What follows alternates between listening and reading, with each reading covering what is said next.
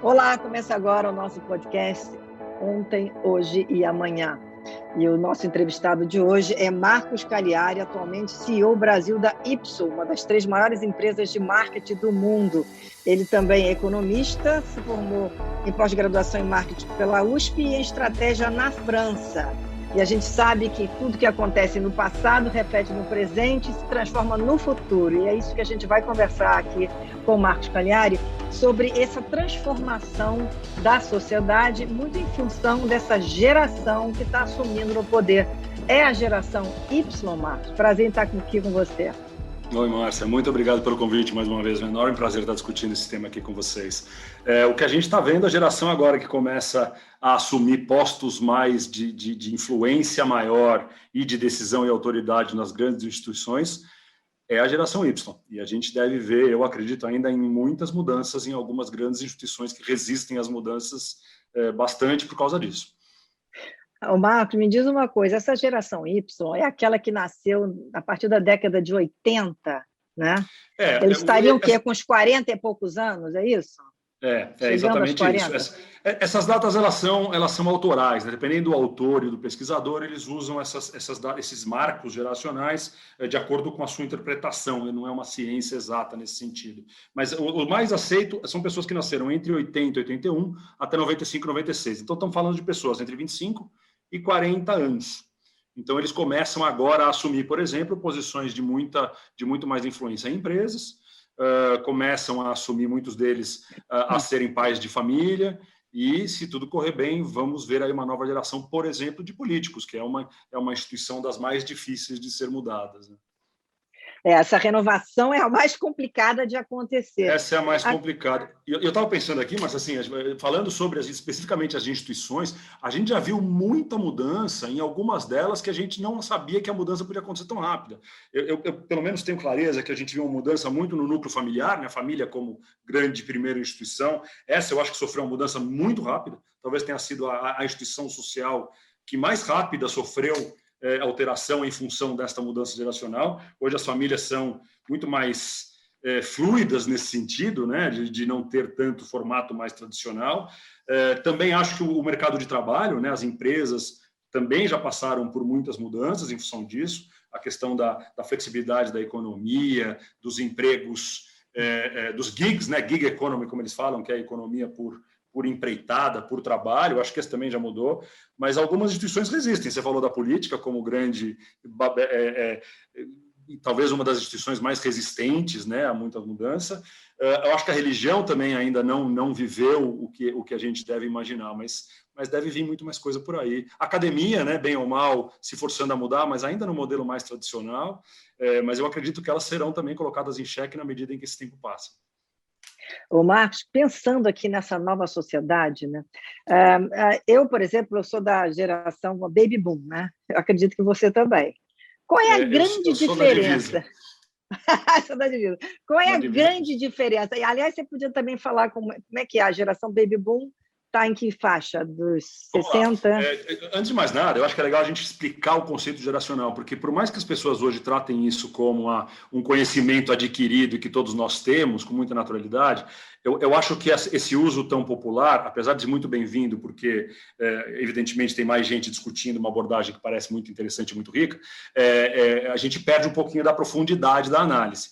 Do jeito que eu observo, e mais uma vez, isso depende muito dos autores, dos pesquisadores com quem a gente fala, mas a abordagem geracional, ela tem sempre um objetivo, ela parte de um princípio muito claro, que é que pessoas que foram submetidas a estímulos e contextos similares durante seus anos formativos vão ter uma tendência de formação de atitude e personalidade similar. Ela não é, entretanto, uma receita para você prever como essa pessoa é ou como ela vai se comportar no futuro. Quem se responsabiliza disso é muito mais a astrologia do que propriamente a análise geracional. Com isso, ela parte de diversas análises, que são análises mais técnicas, por exemplo, a economia, a sociologia, a antropologia, outra psicologia. Então, e aí junta quais foram as influências que uma pessoa nascida em determinado ano foi submetida e que, portanto, a gente consegue, aí, sob certa maneira, que tem se provado muito útil, a gente consegue caracterizar que há traços, tendências comuns. Isso, de maneira nenhuma, quer dizer que todo mundo vai ser da mesma maneira, né? Todo mundo que nasceu no mesmo ano, no mesmo mês, na mesma data, vai ser da mesma maneira, porque as pessoas reagem aos estímulos de maneira diferente, mas sim quer dizer que há estímulos que são similares.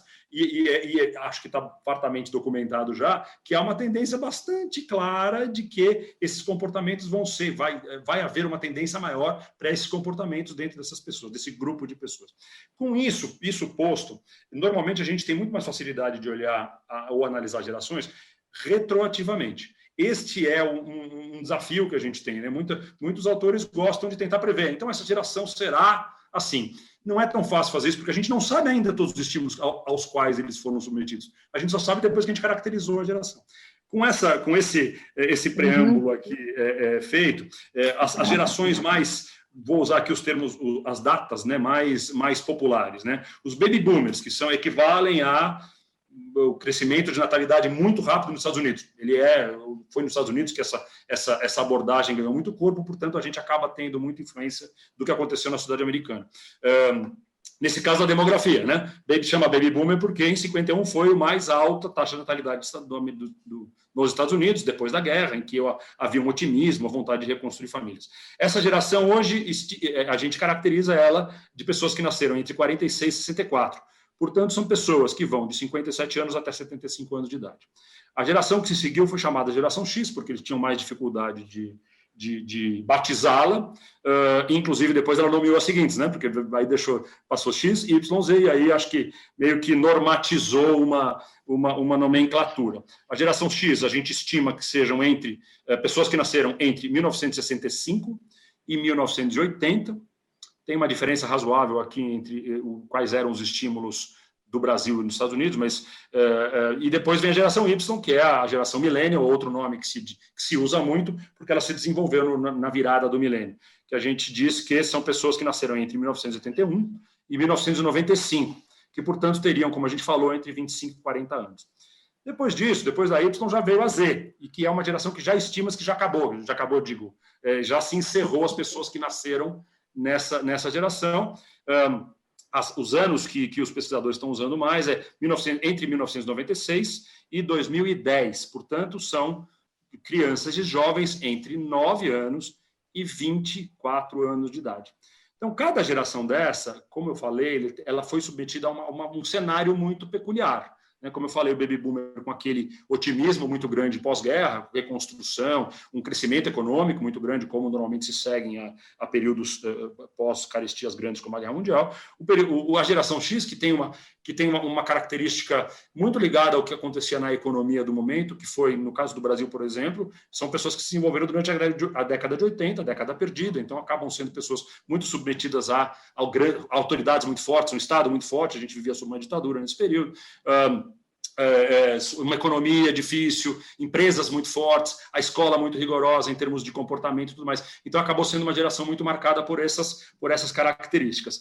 A Y teve acho que a gente teve aí um contraponto a esse X. São pessoas que cresceram com a introdução da internet, então, na maioria das vezes, na maioria dos casos, são pessoas também o que a gente chama de imigrantes digitais, né, que nasceram e começaram a usar os recursos digitais na sua infância, mas já foram submetidos a isso, e pegaram um otimismo muito grande, principalmente no caso dos Estados Unidos, com a bolha da internet, né, que foi um período extremamente próspero no começo do século XXI, e com o início das possibilidades tecnológicas.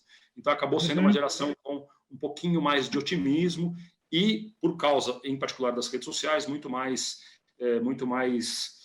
contato, né, com o mundo de fora, e que a gente sabe que isso acaba mais nos costumes, opiniões mais liberais, mais progressistas, vamos dizer assim. No caso da geração Z, que eu aqui nomeei pessoas que nasceram a partir de 96 até 2010, este sim é totalmente nativo digital, a primeira geração totalmente nativa digital que a gente tem, que são as crianças com 2, 3 anos sendo alfabetizadas com um celular, com um iPad, e aí a gente tem todas as consequências que isso pode gerar. Ô, Marcos, eu achei muito interessante você falar sobre esse preâmbulo que você deu sobre por que essas gerações estão dentro desses padrões, e sempre que você fala, eu acho que as influências do mundo do momento é que determinaram o comportamento daquela geração. Certo. Você falou da Segunda Guerra Mundial, teve até um filme que falava sobre o Baby Boom, que teve um grande blackout nos Estados Unidos uma vez, e que teve o Baby Boom. Não sei se você lembra desse filme. Diz que filme. foi o dia em que mais bebês foram concebidos, né, Márcia? Exatamente. Então, tem sempre uma repercussão, vamos dizer, dentro dessa geração. No meu caso, assim, a gente pensando na geração que foi a geração que presenciou o movimento hippie, né, a liberação feminina, eu fico pensando se esse tudo aconteceu porque veio de uma geração que já estava, como você mesmo diz, muito mais engessado na autoridade e veio como uma reação a essa autoridade, então veio a libertação. Agora, o que a gente está vendo no planeta é o mundo digital entrando com uma força que ela toma conta da vida de todo mundo, né? Perdeu-se, vamos dizer assim, aquela individualidade ou aquela privacidade. A inteligência artificial tomou conta do planeta de uma maneira que a gente se deu conta, eu acho que mais precisamente agora. E essa geração que está vendo aí está sendo alfabetizada na inteligência artificial. Então, eu sei que você falou que quem faz previsão é a astrologia, mas a gente fica imaginando que tipo de cabeça vai ter essa geração que está chegando com essa inteligência artificial comandando, vamos dizer, os caminhos do planeta, né?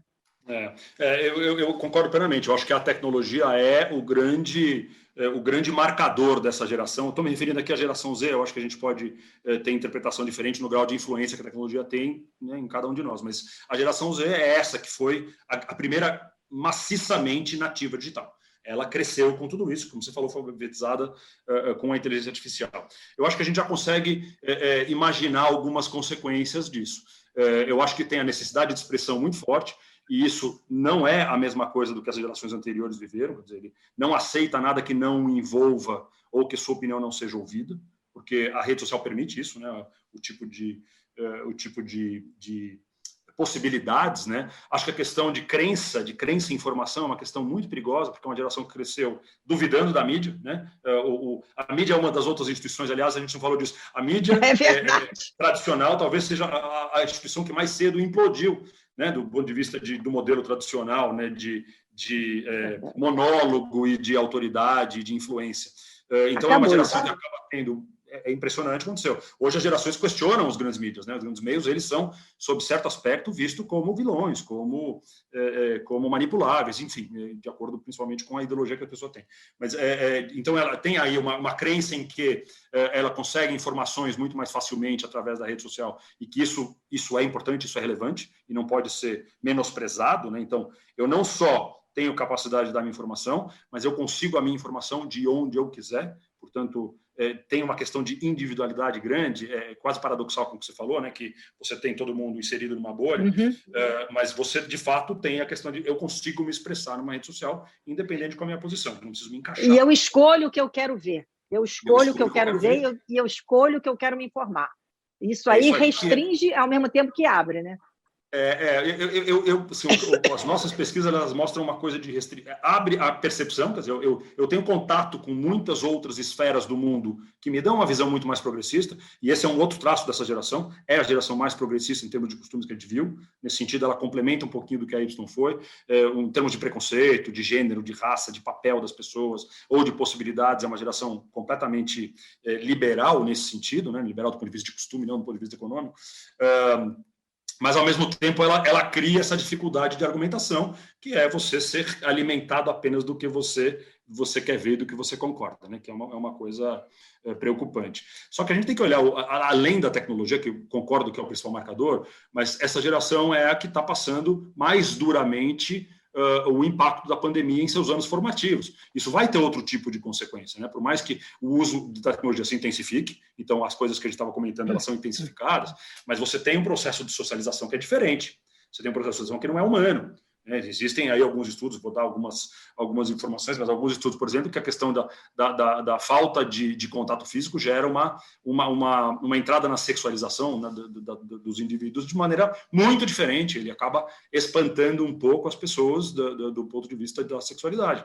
Há indícios de que essa vai ser a geração que tem menos interesse em sexo, por exemplo, do ponto de vista de convivência. Um outro ponto interessante é a convivência multigeracional, né? Hoje, o movimento que o mundo estava indo até a geração Y era muito mais de lares menores, mais monohabitantes. A gente tinha atingido no Brasil quase 20% dos lares tinha um habitante, porque as pessoas escolhiam morar em lugares baratos, perto do seu local de trabalho. Este é um movimento que durante a pandemia se reverteu, as pessoas se juntaram mais em alguns núcleos. Então, a convivência multigeracional, que é extremamente rica, também colabora, né, para essa visão mais aberta do mundo, eu acho. Isso é uma coisa que deve acontecer. E tem o lado econômico, que a gente não pode deixar o lado econômico. Normalmente ele tem influência enorme, muito além das coisas mais popularmente reconhecidas, mas enorme em como as pessoas se formam, né? E a gente está falando aqui em plenos anos formativos da geração Z. Algumas consequências que isso pode ter, a gente primeiro viu crise, né? Então, a maior parte do planeta viveu problemas graves de empregabilidade e renda. Por exemplo, no Brasil houve uma queda notável de renda e o índice de desemprego continua subindo, né? Apesar de a gente, por mais que a gente considere que ele é uma leitura ruim da realidade e sobre certo aspecto isso é verdadeiro, mas o desemprego continua subindo, ele não começou a cair ainda, apesar da economia já demonstrar uma recuperação. Então isso vai gerar, eu acho que ao contrário do Y, que teve globalmente alguns booms econômicos durante a sua vida jovem, essa é uma geração que vai ter mais problema de grana, de encarar isso. Eles estão vendo os pais dele tendo dificuldade financeira, por exemplo. Então, isso vai, eu acho que reverter um pouquinho do grande otimismo que a gente vinha nas gerações. Isso deve acontecer também, a gente imagina. O Marco, falando aqui com você agora e vendo toda a realidade, principalmente no Brasil, né, a gente vê que os jovens se sentem, hoje em dia, com menos perspectivas de trabalho. Né? É como se tivesse fechado uma série de ocupações que eles poderiam preencher e aquilo não existe mais, porque o mundo mudou, e mudou de uma forma que acho que ninguém esperava que fosse tão rápido. Então, algumas coisas eles ficam, acho que existe dentro deles um questionamento. O que eu vou fazer? Que tipo de trabalho vai me levar a um sucesso pessoal? Eu não digo nem ficar rico, milionário, que isso ficou muito para as questões todas de quem atinge o mercado financeiro, né? E o mundo digital, quem tem aplicativos, quem criou aplicativos, startups, é o mundo dos unicórnios. A gente está vivendo é como se tivesse uma planície cheia de unicórnio. Mas aí fica o ser humano normal, aquele que não está num unicórnio, que não está numa startup, que não é um gênio financeiro, o que ele vai fazer da vida? Eu acho que esse é o grande questionamento nesse momento para quem quer olhar para o futuro. É um ponto fundamental que você tocou e que vai gerar problemas muito em breve, muito maiores e mais maciços, que é a questão da insegurança e saúde emocional. Só para corroborar seu ponto, primeiro sobre as perspectivas dessa geração. É a primeira vez na história que a gente tem uma geração que não acredita que vai ser mais bem-sucedida do que a geração anterior e que a geração dos seus pais. Primeira vez na história que isso acontece. As pessoas se veem, eu não vou ser tão bem-sucedido quanto meu pai. Então, primeira vez isso acontece. Né? E tinha eu acho que tem o ciclo natural das coisas em você acredita, não, eu posso ser, claro, não quer dizer que eu vou ser ou não, mas né, de otimismo. Então, a primeira vez que isso acontece, acho que sua leitura está muito correta sobre a questão da perspectiva. O segundo ponto, que é quase que vem também do que você falou, que é no que eu vou trabalhar. As grandes empresas são cada vez menores e cada vez menos relevantes, as grandes empresas como grandes empregadores, e tem esses unicórnios que são ainda, sob certo aspecto, muito pouco relevantes do ponto de vista de número de empregados, muito pouco. São mais visíveis, são mais influentes muitas vezes, mudam o nosso jeito, mas não são quem mais emprega. Muito pelo contrário, quer dizer, quem mais emprega no Brasil hoje, de longe, é o setor de serviços, de longe. Então, as empresas, grandes empregadores, que era o sonho, né? Ou o setor público, ou as grandes empregadoras, ou essas grandes empresas não existem mais, né? Como sonho. Ninguém mais quer fazer concurso do Banco do Brasil e ninguém mais sonha em entrar como trainee numa grande empresa, aqui, seja lá qual for. Então, além dessa falta de perspectiva, portanto, uma coisa mais pragmática, o que eu faço para ter dinheiro, para ganhar meu ganha-pão? Junta-se uma outra tendência muito forte, que é a tendência de não engolir sapo, eu não vou trabalhar, eu não vou me submeter a um emprego que não seja meu sonho, que a sua geração, a nossa geração, enfrentava com alguma naturalidade. Trabalhar não era o lugar onde você realizava seus sonhos, era o lugar onde você ganhava sua vida. E essa geração não tem isso, até porque eles são filhos de Y muitas vezes, então já vem uma geração mais com pais que estão lá falando, não se preocupa, filho, eu te sustento até enquanto eu puder, e você vai em busca do seu sonho. E, ao mesmo tempo, não tem mais tanta opção. Então, de fato, este talvez seja uma das... A gente ainda não está vivendo isso, porque essa geração, como eu falei, ela tem entre 9 e 24 anos. Então, os mais velhos estão entrando no mercado de trabalho agora. Os mais velhos. Então, o que a gente vai ver, e eu garanto que isso vai ser uma tendência dos 10 anos, porque vem dos próximos 10 anos, mas é essa crise de um emprego, essa geração, como é que eu vou me virar? Aí vem o que você acabou de falar como grande sonho. O que aparece como grande sonho? Se não é o emprego público mais, se não são as grandes empresas, é eu ser ou um fundador de startup, o que é bacana, a questão do empreendedorismo, a questão de você tentar achar um nicho de mercado, tentar ir atrás de financiamento. Eu acho que isso é bastante rico do ponto de vista de resiliência para uma geração que tem poucas frustrações, vamos dizer assim. E tem um outro negócio que está crescendo monumentalmente, que é a questão do influenciador. Criou-se esse termo para uma pessoa que está fazendo qualquer coisa no TikTok e tem lá 100, 200 mil seguidores, ou até milhões de seguidores, que não são poucos que tem no Brasil, mas desse caso, e isso acaba sendo uma aspiração. Quer dizer, a pessoa olha e fala, pô, que bacana, eu posso ganhar dinheiro fazendo isso. E aí você cria um caminho muitas vezes fantasioso e real de, então é isso que eu preciso fazer, eu vou criar coisa, eu vou dançar no TikTok, eu vou fazer algum programa sobre alguma coisa. Eu não estou criticando a atividade em si, muito pelo contrário, eu acho que é incrivelmente bem-vindo, porque na prática esses caras são veículos, né, Márcia? Eles estão produzindo conteúdo e estão distribuindo com a ferramenta que eles deram. Mas ter isso como sonho, às vezes pode ser frustrante. E a gente vai viver isso nos próximos anos. E essa é uma coisa que a gente ainda não materializou, né? Como eu falei, essa geração aqui, os mais novos, que hoje têm 9 anos, daqui a, 15 anos, vão ter os 24, 25 anos, que seria a entrada deles. Então, a gente tem aí 10, 15 anos para entender como é que essa geração vai reagir. E eu acho que tem um enorme risco dessa crise de identidade, da frustração emocional. Eu acho que essa vai ser uma realidade muito mais comum a partir de agora para a gente, por causa disso. Agora, Marcos, quando você fala dos influenciadores, né, eu me pergunto, você que trabalha com marketing, né, com pesquisa e tudo, até que ponto esses influenciadores influenciam, né? Até que ponto esse engajamento é real? Porque muitas vezes a pessoa pode ter milhões de pessoas, porque todo mundo acha engraçado, todo mundo quer rir, mas ninguém vai seguir aquilo que aquele cara está fazendo, aquela mulher está dizendo. Então, eu acho que tem assim um descompasso entre o que é real nesse mundo digital, o que realmente acontece e aquilo que a gente vê. E aí eu me pergunto, como é que as empresas vão poder avaliar isso? O que elas avaliam com relação a essa dicotomia, vamos dizer? E mais uma outra coisa que você falou aí, que eu achei, se a gente vai pensar que essa turma que vem aí vai achar que ser influência é interessante, como é que fica a economia como um todo? Porque a gente pensa que essa massa de gente que vem aí, eles têm que realmente trabalhar, produzir algo. A indústria tem que produzir, o agronegócio tem que produzir, o comércio tem que vender. Imagina se todo mundo fica com aquela vontade de ser só influência, porque é um dinheiro fácil. É uma crise da economia, né? O local que a gente vê que os influencers ocupam e ocuparão cada vez mais no futuro é o local da mídia, que é um setor inegavelmente grande no Brasil, só que ele é quase um jogo de soma zero, porque a gente não imagina que vai haver enormes aumentos na verba publicitária, né? Olhando sob uma perspectiva mais simplista. Se isso é verdade, a grana que vai financiar esses influenciadores é a grana que antes ia para o break comercial do Jornal das 8 ou do digital programa.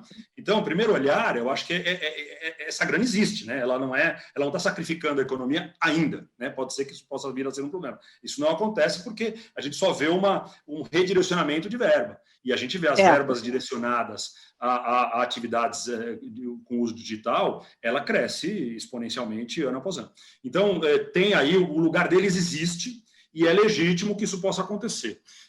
Se isso acaba ficando grande demais, aí existe o risco, porque da onde vai vir o mesmo dinheiro para sustentar todo mundo, né? Pode até acabar-se com alguns veículos, vou falar qualquer coisa aqui, pelo amor de Deus, mas diminui muito o rádio e o jornal impresso, por exemplo, que são coisas que acontecem, e isso é migrado para o digital. Então, ainda tem muito dinheiro para ser migrado, é a nossa perspectiva, e no Brasil hoje você gasta proporcionalmente em termos de em torno de 1/3 do que é gasto nos Estados Unidos, por exemplo, né? De proporcional, né? O share da grana que vai para eles. Então, ainda tem mais grana para migrar, quer dizer, ainda tem espaço para mais influenciador, Marcelo. Que bom, eu fico contente. Mas, nesse sentido, é legal que tem um espaço. Mas aí você perguntou das empresas. As empresas estão olhando isso com um enorme interesse, enorme, porque muda o jeito que eles sempre fizeram coisas. Quer dizer, aquela verba de 60% vai para a TV, 20% para o jornal, existia fórmulas mercadológicas de como você alocava a verba publicitária, elas foram todas revistas, isso não é de hoje, tá? Isso já faz uns 10 anos que as coisas começaram a mudar importantemente. O que é de hoje é os influenciadores, e eles começam a crescer. Aí o que a empresa vai fazendo é testando. Quer dizer, se eu coloco isso aqui nesse cara, e aí tem influenciadores e influenciadores, como qualquer veículo, né? Você tem veículos confiáveis ou não, programas confiáveis ou não, jornalistas confiáveis ou não. E aí você vai testando os influenciadores para ver qual que reage mais. O risco que eu vejo disso, Marcelo, é menos de eficiência de alocação de recursos, mas ele é mais de você entrar num ciclo em que influencia mais quem tem mais dinheiro, que, portanto, influencia mais. Quer dizer, você não necessariamente a influência vem do conteúdo e da capacidade de engajamento. Então, esse vai ser, eu acho que, uma evolução dessa distribuição de grana que a gente vai ver no futuro aí. Não sei se eu me fiz entender, Marcelo. Não, se fez entender muito bem. Eu acho que é uma mudança total. A gente está vendo que o mundo mudou dessa forma. Não tem mais aquela mídia tradicional, se bem que a mídia tradicional ainda existe, eu acredito, balizando as notícias contra as fake news, porque muitas vezes você tem que recorrer às mídias tradicionais para você saber se aquilo ali é verdadeiro ou não. Então, elas estão existindo muito mais como assim um pilar do que é verdade, do que é mentira. Como é interessante esse papel, né, Márcia? Como é interessante esse papel que você está propondo. O novo papel da mídia tradicional é ser o bastião da verdade. Olha que é o jornalista mais sério, que é o editor mais sério, que eu acho que é fascinante isso. Eu gostaria que todos vissem dessa mesma maneira, né? Porque tem risco de continuarem desacreditados, né? Não, porque existe também, mas a gente sabe as suas agendas pessoais, tanto do ponto de vista dos jornalistas, como também das mídias em si como um todo, né? Dos grupos, né? A gente sabe disso. Mas, de alguma forma, é uma maneira de você saber se aquela notícia é falsa ou não. Tem sempre os sites que colocam ali se aquilo é verdade ou mentira. Isso já dá para balizar um pouco, né? Agora, Marcos, pensando em termos de comércio e Brasil, a gente tem visto também que nos comerciais, sejam eles em mídias tradicionais ou na mídia digital, houve uma mudança grande, né, do enfoque de buscar o público. E o que a gente tem visto muito é buscar um público muito jovem para ser o seu consumidor, tanto do ponto de vista de bancos, que a gente está vendo, como o Nubank, como também do ponto de vista de gênero, de raça. Isso foi uma mudança muito mais forte que aconteceu agora, durante a pandemia. Eu queria que você fizesse uma análise sobre isso, por que isso está acontecendo agora. Muito boa observação. Eu acho que há umas mudanças para segmentos demográficos, você citou o jovem. Há uma razão para isso, evidentemente, né? A mais clara delas, ela é demográfica.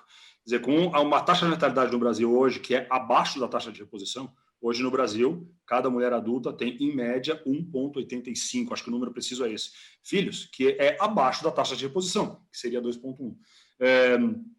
Com isso, a gente vai ter famílias, aliás, cada vez menos crianças, portanto, menos jovens e menos adultos que vão consumir. O modelo de todas as empresas do modelo econômico tradicional, elas é um modelo de crescimento. Quer dizer, trabalha no ano que vem, eu vou fazer o meu orçamento no ano que vem, eu vou crescer 10%, eu vou crescer 10%. Ele é um modelo baseado no crescimento. Aí a gente chega em uma equação que não fecha. Você tem menos gente no mundo, e principalmente menos jovens, que nasce menos gente, então a pirâmide etária já não é mais uma pirâmide, né? A geração mais numerosa já nasceu, não é esta que está nascendo.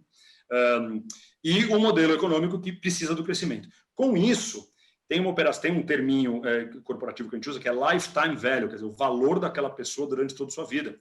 Ele fica mais importante, você considerar o lifetime value todo, porque você tem menos jovens. Então, a briga, quanto antes eu arrebanhar esse jovem como uma base de consumidor, ou cooptar, maior garantia eu tenho da minha sobrevivência.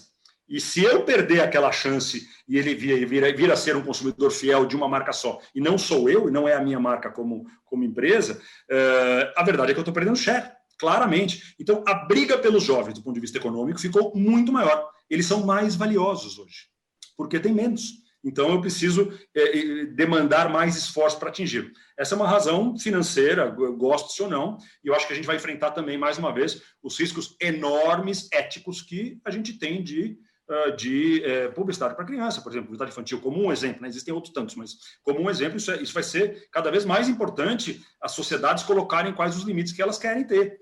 Né? Os países vão ter que ter esses limites. Há uma outra razão que eu acho que vai começar a mudar a partir da pandemia, que é a razão de que a cultura jovem sempre foi admirada. Né? Eu acho que o edadismo, né, o preconceito contra as pessoas mais velhas, ou contra envelhecer de maneira geral, eu acho que ele é inegável que existe no mercado de trabalho, sobre vários aspectos. Com isso, o aspiracional, quer dizer, aquele vínculo emocional que as marcas tentam fazer, ele mirava valores jovens. Então, ele colocava lá sempre a cultura da balada, a cultura da diversão, a energia, grupos, a socialização, o gregarismo, que são valores, até hoje, mais relacionados com o jovem. Então, o que a gente acabou vendo é que, mesmo para você atingir pessoas mais velhas, você também tinha que atingir pessoas jovens, ou tinha que, pelo menos, comunicar através de pessoas jovens, porque era os valores mais interessantes. Né? Havia... Acho que ainda há, Márcia, mas coisas mais interessantes são coisas dos jovens, coisas menos interessantes são as coisas dos velhos. Ainda há esse tipo de coisa. Este eu acho que é um ciclo que irá se romper, porque ele está sendo combatido de maneira muito frontal. Não pode falar assim, não pode pensar isso, até porque vamos ter cada vez pessoas muito mais velhas em todas as sociedades. Então, mais uma vez, a demografia vai vir a nosso socorro aí nesse quesito. Olha, eu estava conversando outro dia com a Luísa Trajano e ela também me falou uma coisa muito interessante, que que está se focando mais nessa geração prata, que essa geração prata vai consumir muito mais que a geração a partir de 50 anos. Então, se a mídia fica focando no jovem, porque até quer ter o share lá na frente, para não perder aquele como possível cliente, ao mesmo tempo, se ela só mira nisso, ela esquece daquela geração de mais de 50, que é quem está com dinheiro, vivendo muito mais, uma qualidade de vida que antigamente essa geração não tinha, porque as mulheres estão independentes, já saíram de casa com os filhos e tudo, têm sua vida profissional. É uma outra cabeça de geração de 50 anos. E mais gente, que tem, inegavelmente mais gente, mais numerosa. Que tem mais gente e que tem uma vida de uma geração de 40, que a gente ganhou 20 ou 10 ou 20 anos. Então, eu acho que tem um descompasso aí da onde que a gente tem que acertar no mercado. E tem ainda uma outra coisa que eu acho muito interessante, que é a capacidade de introdução dessa geração também na tecnologia, porque a gente fala tecnologia para o jovem, mas a tecnologia é a mesma que pode ajudar todo mundo. E tem aí um gap de utilização, né? As pesquisas, isso há uma relação indireta, claríssima, de uso da tecnologia, por exemplo, de ferramentas. Então, a própria inserção de grupos diferentes. Eu estou falando de pessoas mais velhas, eu podia falar de pessoas de classes sociais mais baixas também, que eu acho que é similar o raciocínio. Ele também passa a ser a marca que está introduzindo isso, que está dando essa facilidade, a comodidade e que está dando novas possibilidades. Então, tem aí claramente uma oportunidade desperdiçada, eu não tenho a menor dúvida disso. Agora, isso, como disse a Luísa que você mencionou, vai explodir. Quer dizer, as marcas hoje, todas elas têm um projeto de inovação para atingir esse grupo, que é um grupo que, como você falou, é extremamente atraente do ponto de vista econômico e muito numeroso, não dá mais para ser ignorado. Agora, eu achei muito interessante você contar aqui que a pirâmide no Brasil está mudando com uma velocidade muito grande, né? Porque a gente sempre ouve aquela história, né? Brasil, país jovem, país do futuro. Eu detesto esses dois tipos de slogans, porque eu acho que isso não condiz com a realidade, né? Nós temos mais de 500 anos, não estamos nada jovem, né? E o futuro tem que ser agora, não tem que ser daqui na frente, né? Perfeito, então, como é que a gente tem que viver agora? É o presente, né? E a economia, com essa pandemia, deu essa parada, você contou e falou muito bem aqui sobre essa questão toda econômica. A gente sabe que pequenas e médias empresas se esfarelaram nesta pandemia, né? Então, a gente tem que tentar encontrar como é que a gente cria novas perspectivas para esse público que está totalmente sem apoio, né, Marcos? A gente está vendo o empreendedorismo brasileiro continua crescendo, ele vem crescendo na última década, inclusive em número de empresas abertas, ano passado foi o maior, que é quase um contrassenso. O ano passado foi um ano recorde em abertura de novas empresas, então o empreendedorismo está fervilhando. A questão é que no Brasil, o empreendedorismo, sob certo aspecto, ele ainda é por falta de opção e não por vocação, o que é uma razão justa também, né? Agora, ela torna mais difícil o processo inteiro. O empreendedorismo ele requer alguns conhecimentos que nem sempre, talvez a gente não esteja totalmente preparados, né, os empreendedores. O que eu acho que vai acontecer, de maneira geral, e mais uma vez aqui tentando fazer alguma futurologia em função das discussões que a gente teve antes, a gente vai ver isso aumentar muito nos próximos anos, que é justamente a percepção de lacunas no mercado, que eu acho muito bom. Quer dizer, as empresas menores elas conseguem perceber e se atualizar numa velocidade muito mais bacana e muitas vezes são coisas com as quais os empreendedores se identificam. Acho que o empreendedor vai mudar um pouco de perfil, não vai ser só mais o jovem, a gente vai ter um empreendedorismo que é mais socialmente democrático nesse sentido e vai ser mais ligado à tecnologia, inegavelmente, porque a tecnologia dá inúmeras possibilidades de maior sucesso. Então, eu acredito que o empreendedorismo vai ser a grande porta de saída daquelas crises econômicas ou esses dilemas profissionais que a gente estava conversando. Ô, Marcos, a gente falou um pouco sobre a questão dos 50 mais, né, que é o público que cresce, tem consistência e tem mercado para ele. Eu queria voltar a isso e entender o que as empresas podem estar pensando para o futuro, porque está muito pouco representado na mídia, de uma maneira geral, essa fatia do mercado que está aí disponível e sem ter ninguém para se conectar, né? Não tem um produto, não tem nem... Só para você ter uma ideia, não existe, inclusive, para pessoas mais velhas, lugares bacanas para as pessoas irem morar. É uma falta que o Brasil tem, que não pensa sobre isso, e que a Europa pensa, os Estados Unidos pensam. Mas no Brasil você pensa, é asilo de velho. Não, não é. Teria que ter uma moradia para pessoas que estão independentes, que têm dinheiro, mas que estão mais velhas, preferiam ter uma convivência num lugar agradável, e não existe nada no Brasil sobre isso. Pequenas coisas só existem. Márcia, é muito bom o seu ponto, porque você, inclusive, está trazendo alguma coisa de que você percebeu e que as empresas não estão percebendo. Quer dizer, o exemplo que você deu é um exemplo claro de inovação. O que a gente vê muito acontecendo é tentar aumentar a representatividade do ponto de vista, primeira coisa, mercadológico. Então, se eu estou fazendo um filme de televisão, ele tem que ter uma pessoa um pouco mais velha sendo representada. Obviamente, é mínimo esse esforço, mas ele é necessário. Quer dizer, primeiro começa sendo visto. O segundo momento que eu acho que tem que acontecer, e não aconteceu no Brasil ainda, é maior representatividade dentro das organizações, das empresas, das instituições. Quer dizer, há uma necessidade gritante de um olhar diferente que pode vir da diversidade, e diversidade de idade é uma diversidade hoje muito pouco trabalhada dentro das empresas, mas de terem representantes mais velhos, profissionais mais velhos. O Brasil é um país que, como você falou, durante muito tempo prezou a juventude como atributos. Os atributos que a gente prezava eram a garra, a energia, a faca no dente. Hoje ainda se usa muito isso. São jargões muito claros no mundo corporativo. E não a sabedoria, um outro olhar, ou a experiência, ou o equilíbrio. Quer dizer, tem vários outros atributos que não são os mais presentes no mundo corporativo. Então, acho que esse é o momento que a gente está nesse momento. Quando isso acontecer, Marcia, aí sim eu vejo que as empresas estarão prontas para serviços e produtos que sejam mais adequados. Enquanto isso for só alguma coisa mercadológica ou publicitária, as empresas vão deixar um caminhão de dinheiro em cima da mesa, porque elas não vão perceber oportunidades exatamente como a que você citou. Eu acho que o seu exemplo é muito feliz, que assim, é impossível pensar num serviço para alguém cujo perfil não tem nenhuma identidade ou nenhuma identificação, ou a minha empresa não apresenta nenhuma representatividade. Então, eu acho que a busca por diversidade, quando ela acontecer de verdade dentro das organizações, das empresas, ou a possibilidade de empreendedorismo mais velho, ou mesmo de influenciadores mais influentes, influenciadores mais vistos, né, mais populares, ela vai corrigir esse problema. Então, fatalmente vai acontecer, fatalmente. Podia ser mais rápido.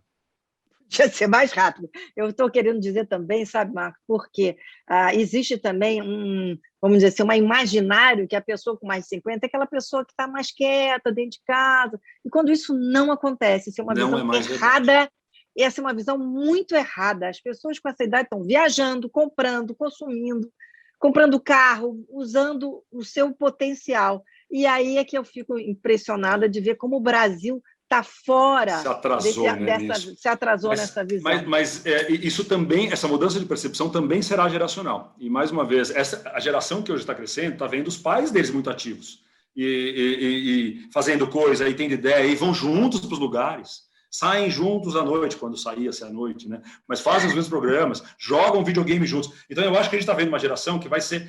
E essa percepção que você descreveu talvez vai ficar ultrapassada muito rápido. na percepção de que os mais velhos não querem empreender, não querem fazer coisa, não tem tanta energia, não tem tanta grana. Não é mais o que está acontecendo. Isso fatalmente vai mudar. Outra coisa importante que você falou foi essa questão toda de ter o pessoal mais velho nas empresas, o pessoal que vai trazer sabedoria, bom senso e até estratégias. Já viveu muito, nada substitui a experiência.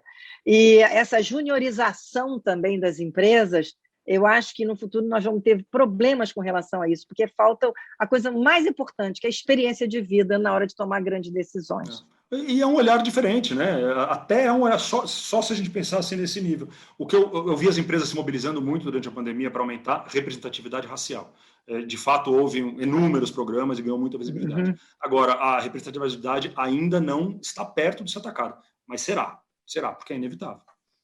Bom, Marco Callieri, eu quero agradecer muito o nosso podcast. Você deu excelentes informações, eu tenho certeza que vai haver muita reflexão em cima disso e eu espero que a sociedade como um todo se transforme, né, para o melhor, para que todas as faixas etárias tenham a sua chance e a sua oportunidade de realização. Muito obrigada pela sua participação no nosso podcast. Obrigado a você, é um enorme prazer estar aqui com você, Márcia. Obrigado.